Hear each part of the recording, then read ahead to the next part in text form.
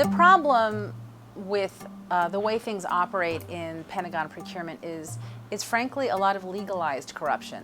I'm Danielle Brian. I'm the Executive Director of the Project on Government Oversight, or POGO.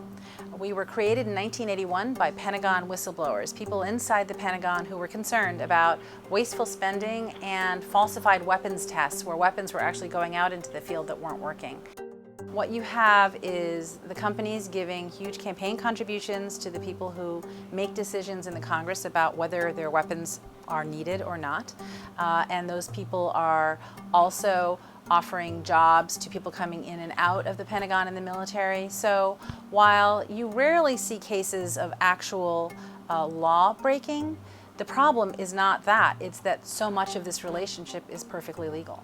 The amount of money that's sloshing around in the Pentagon when you have a combination of literally, actually, a slush fund that's called the Overseas Contingency Operations Fund, where they can sort of do what they want with it, in addition to the money that we don't know what's going on because of its unauditability, and then all the waste that we accomplish by pouring money into a program that's just not going anywhere is staggering. All the federal agencies are required to pass an audit, to have a clean audit. The Pentagon just can't do it and continues to be unable to do that.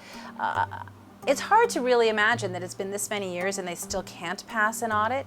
That is something that we chalk it up in some parts to hubris, that it's just not important to them. Part of it is that it's so massive. There's so much money and there's so many different elements of the Pentagon. It has so many small sub-compartments and they all have different accounting systems.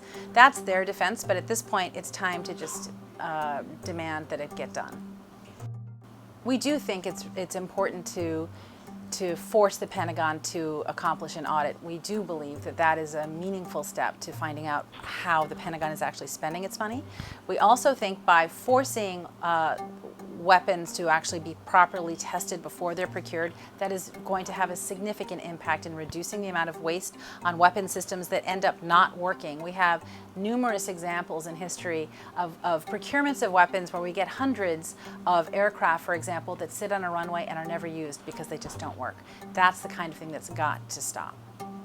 The only candidate who has spoken about auditing the Pentagon is Bernie Sanders. And the one thing that he did work on in this arena with us while he was in the Senate was making sure that that list of government contractors, primarily defense contractors, that are conducting misconduct, he's the person who actually made sure that that database is public so that we can all see it. If you're interested in these issues, you should come to POGO.org, our website, and look for the Strauss Military Reform Project.